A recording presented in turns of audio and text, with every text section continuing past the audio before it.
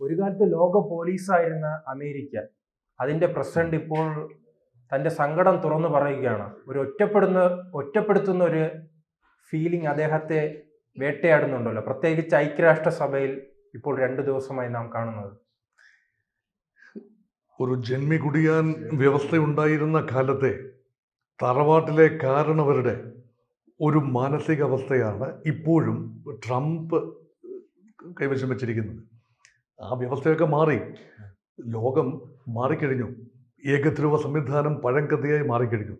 പക്ഷേ അമേരിക്കയുടെ ലോക പോലീസ് എന്ന നിലയിലും ലോകത്തിൻ്റെ വിധാതാവ് എന്ന നിലയിലുമുള്ള ഒരു റോൾ, അത് വേണ്ട രീതിയിൽ തങ്ങളുടെ മാടമ്പിത്തരം ലോകം അംഗീകരിക്കുന്നില്ല, ലോകരാജ്യങ്ങൾ അംഗീകരിക്കുന്നില്ല എന്നൊരു ചിന്ത ട്രംപിനെ എങ്ങനെയോ ഭരിക്കുന്നു. അതിൻ്റെ ഭാഗമായാണ്. മാടമ്പിത്തരം മാത്രമാണോ? ഈ നൊബേൽ സമ്മാനം അദ്ദേഹം ആഗ്രഹിച്ചല്ലോ. 7 യുദ്ധത്തെക്കുറിച്ച് എണ്ണി പറയുകയാണ് അദ്ദേഹം. ഏതോ ഒരു മലയാള സിനിമയിൽ പ്രത്യേക അവാർഡിന് വേണ്ടി ആഗ്രഹിക്കുന്ന ഒരു ശുംഭൻ്റെ ചിത്രം തെളിഞ്ഞു വരുന്നുണ്ടല്ലോ. സമാനമായ രീതിയിലാണ് ഒരു ട്രംപിൻ്റെ മോഹം. അപ്പം നിങ്ങൾ എൻ്റെ മഹത്വം തിരിച്ചറിഞ്ഞില്ല എങ്കിൽ ഞാൻ നിങ്ങൾക്ക് പറഞ്ഞു തരാം എൻ്റെ മഹത്വം. എന്നെക്കുറിച്ച് മറ്റാരെങ്കിലും പറഞ്ഞില്ല എങ്കിൽ ഞാൻ തന്നെ എൻ്റെ പേര് സജസ്റ്റ് ചെയ്യുന്നു. ചിലപ്പോൾ കമ്മിറ്റികളൊക്കെ കേൾക്കുന്ന കാര്യമാണ്. മറ്റാരും എൻ്റെ പേര് പറയാനില്ലാത്തത് കൊണ്ട് ഞാൻ തന്നെ സ്വയം എൻ്റെ പേര് പറയുന്നു എന്ന് പറയുന്നത് പോലെയാണ് ഐക്യരാഷ്ട്ര സംഘടനയിലും ട്രംപ് വിടുവായുത്തം എഴുന്നള്ളിച്ചു. സംഭവം ഇതൊക്കെ തന്നെയാണ്. താൻ 7 യുദ്ധങ്ങൾ അവസാനിപ്പിച്ചു. കോസവോ സെർബിയ യുദ്ധം അവസാനിപ്പിച്ചു. ഇന്ത്യ പാകിസ്ഥാൻ യുദ്ധം പ്രശസ്തമായ അവസാനിപ്പിക്കലാണ്. 40ാമത്തെ തവണയാണ് അദ്ദേഹം അത് പറയുന്നത്.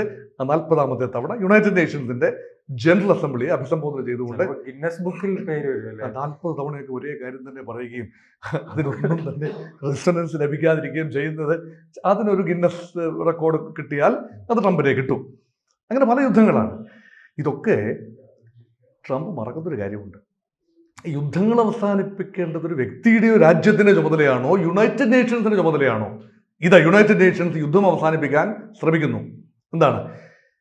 ഹമാസ് ഇസ്രായേൽ യുദ്ധം, ഗാസയ്ക്ക് വേണ്ടിയുള്ള യുദ്ധം അവസാനിപ്പിക്കാൻ വെടിനിർത്തൽ പ്രമേയം കൊണ്ടുവരുമ്പോൾ സെക്യൂരിറ്റി കൗൺസിലിലെ 14 അംഗരാജ്യങ്ങൾ വെടിനിർത്തൽ പ്രമേയത്തിന് അനുകൂലമായി നിൽക്കുമ്പോൾ അത് അമേരിക്കയുടെ സഖ്യരാജ്യങ്ങളായ ബ്രിട്ടനും ഫ്രാൻസും ഉൾപ്പെടെ അമേരിക്ക മാത്രമാണ് അതിനെതിരെ നിൽക്കുന്നതും വീറ്റോ പ്രയോഗിക്കുന്നതും.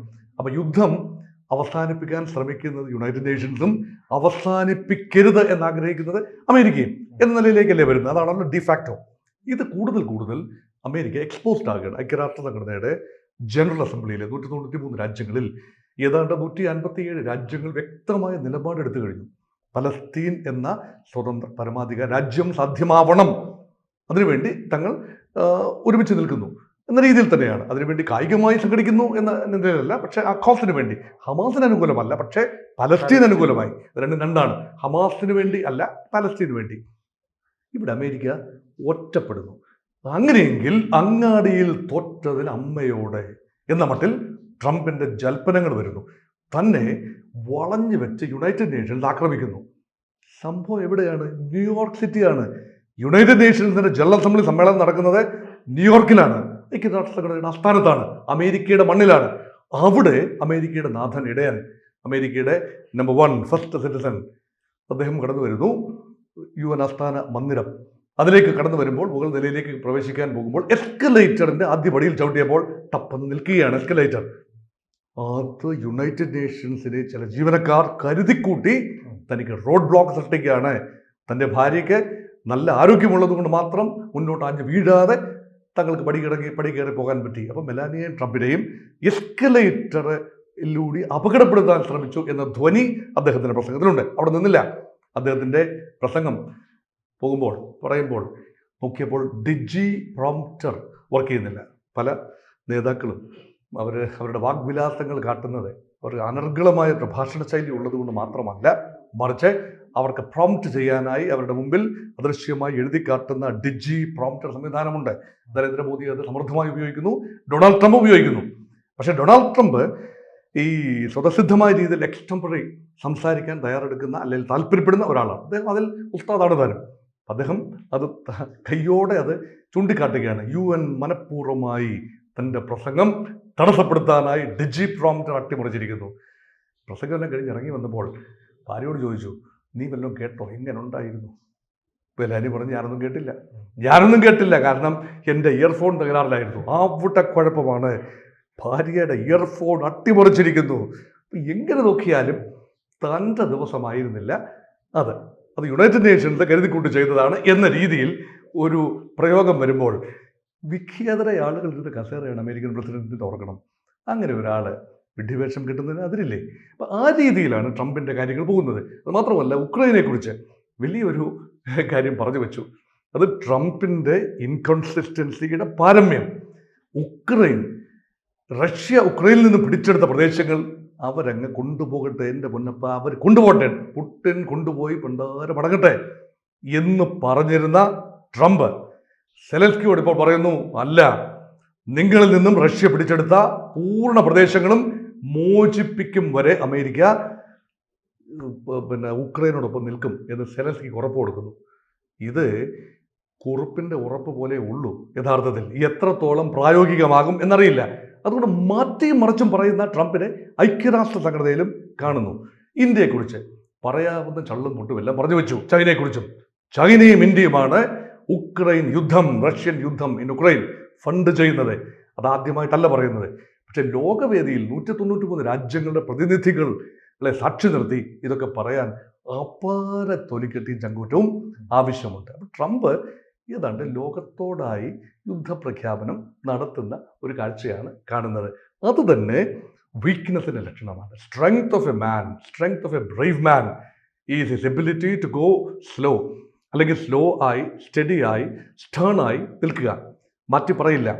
പുട്ടിനെ നോക്കൂ, അദ്ദേഹം പറയുന്നത് ശുദ്ധ വങ്കത്വമായി ആയെങ്കിലും ആ നിലപാടിൽ നിന്ന് അദ്ദേഹം മാറിയിട്ടില്ല. ഉക്രൈൻ ആക്രമിച്ചു, ഒന്നും ന്യായമായ കാര്യമല്ല. ഇത്തരം പ്രസ്ഥാനങ്ങളുമായി രംഗത്ത് വരുന്ന കണ്ടിട്ടില്ല. ഒരിക്കലും പുട്ടിന്റെ വായിൽ നിന്നും യാതൊരു വിടുവായും വീണ് കേട്ടിട്ടില്ല. ഷീ ജിൻപിങ്ങിനെ നോക്കൂ, അദ്ദേഹം നമുക്കത്ര യോജിക്കാവുന്ന ഒരാളല്ല. ചൈനയുടെ എക്സിക്യൂട്ടീവ് പ്രസിഡന്റാണ്, പാർട്ടി ജനറൽ സെക്രട്ടറിയാണ്, സെൻട്രൽ മിലിറ്ററി കമ്മീഷൻ ചെയർമാനാണ്. ഷീ ജിൻപിങ് അളന്ന് കുറിച്ച് മാത്രം സംസാരിക്കുന്ന ആളാണ്. കിം ജോങ് ഉന്നിന്റെ ഭാഗത്തു നിന്ന് മാത്രമേ ചിലപ്പം വലിയ പ്രസ്താവനകൾ കേൾക്കാറുള്ളൂ. അതുതന്നെ ചില മിസൈൽ പരീക്ഷണങ്ങളെക്കുറിച്ചും ഒക്കെയുള്ള പ്രസ്താവനകളാണ്. പക്ഷെ ഡൊണാൾഡ് ട്രംപിന് ഒരു ലൈസൻസ് ഉള്ളതുപോലെ. അല്ല, ഇത്തരം പരാമർശങ്ങൾ നിരന്തരം നടത്തുന്ന പാകിസ്ഥാനിലെ മന്ത്രിമാരാണ്. അപ്പൊ അത്രത്തോളം താന്നിരിക്കുകയാണല്ലേ. പാകിസ്ഥാന്റെ നിലവാരത്തിലേക്ക് അമേരിക്കയുടെ പ്രസിഡന്റ് താണോ? അസിം മുനീറിന്റെ നിലവാരത്തിലേക്ക് പാകിസ്ഥാന്റെ അദ്ദേഹത്തോടാണോ സംസാരിക്കേണ്ടത്? പ്രോട്ടോകോൾ എന്ന് പറഞ്ഞൊരു കാര്യമില്ലേ? അസിം മുനീർ ആരാണ്? അദ്ദേഹം സൈനിക മേധാവി മാത്രമാണ്. ജനറൽ അസിം മുനീർ, ഇപ്പോൾ ഫീൽഡ് മാർഷൽ അസിം മുനീർ പാകിസ്ഥാന്റെ. അദ്ദേഹത്തെ 2 പ്രാവശ്യം വൈറ്റ് ഹൗസിൽ വിളിച്ച് വിരുന്ന് നൽകിയതിനു ശേഷം അദ്ദേഹം തൻ്റെ സമനായി കണ്ടുകൊണ്ട്, അത് ഭൗമരാഷ്ട്രീയം മാത്രമാണ്, ഇന്ത്യയെ പാഠം പഠിപ്പിക്കാൻ ഇന്ത്യക്ക് വേദനിക്കും. പാകിസ്ഥാനുമായി എന്ത് അടുപ്പം അമേരിക്ക കാട്ടിയാലും ഇന്ത്യക്ക് അത് വേദനിക്കും എന്ന ഒരു ചിന്ത അദ്ദേഹത്തെ ഭരിക്കുന്നു. ഇപ്പോൾ ഇതാ സൗദി അറേബ്യയും പാകിസ്ഥാനും തമ്മിൽ സൈനിക കരാറ് ഏർപ്പെട്ടിരിക്കുന്നു. അതിന് പിന്നിലും ട്രംപിന്റെ കുശാഗ്ര ബുദ്ധി, അല്ലെങ്കിൽ അപകർഷതാബോധത്തിൽ അധിഷ്ഠിതമായ ഒരു തരം സർവൈവൽ ബുദ്ധി പ്രവർത്തിച്ചു എന്ന് കരുതുന്നവരുണ്ട്. അല്ല എങ്കിൽ അങ്ങനെ സംഭവിക്കാനുള്ള സാധ്യതയില്ല. സൗദി ഒരു അമേരിക്കൻ അലയാണ്. ഇപ്പോൾ നിലവിൽ പാകിസ്ഥാൻ അമേരിക്കയുമായി ഏറെ അടുത്തുകൊണ്ടിരിക്കുന്നു. അപ്പോൾ ഈ അറബി ലോകത്തെ സഹായിക്കാനായി അറബി ലോകത്തിന് പുറത്ത് ഒരു ആണവ ശക്തി പാകിസ്ഥാൻ എന്ന രൂപത്തിൽ. അപ്പോൾ ലോക സമാധാനം കൊണ്ടുവരാൻ നൊബേൽ സമ്മാനം ആഗ്രഹിക്കുന്ന അമേരിക്ക പാകിസ്ഥാൻ എന്ന ആക്രമണകാരിയായ, ഏകപക്ഷീയമായി ഇന്ത്യക്കെതിരെ ആക്രമണം നടത്തി പലയാവർത്തി തെളിയിച്ചിട്ടുള്ള മനുഷ്യാവകാശ ലംഘനത്തിന് പേര് കേട്ട പാകിസ്ഥാനെ ചേർത്ത് പിടിക്കുന്ന അമേരിക്കയ്ക്ക് എത്രത്തോളം നൊബേൽ സമ്മാനം ലഭിക്കാനുള്ള അർഹതയുണ്ട് അമേരിക്കയുടെ പ്രസിഡന്റായ ട്രംപിന്? ഇത് ചോദ്യമാണ്. അതുകൊണ്ട് അദ്ദേഹം മറ്റാരും വിമർശിക്കുന്നത് കൊണ്ടല്ല, സ്വയം ലോക വേദികളിൽ എക്സ്പോസ്ഡ് ആകുന്ന, സ്വയം പരിഹാസിതനാകുന്ന ഒരു കാഴ്ച കാണുന്നു. കൂടുതൽ വാർത്തകളും വിശേഷങ്ങളും നിങ്ങളിലേക്ക് എത്താൻ ABC മലയാളം സബ്സ്ക്രൈബ് ചെയ്യുക, ബെൽ ബട്ടണും അമർത്തുക.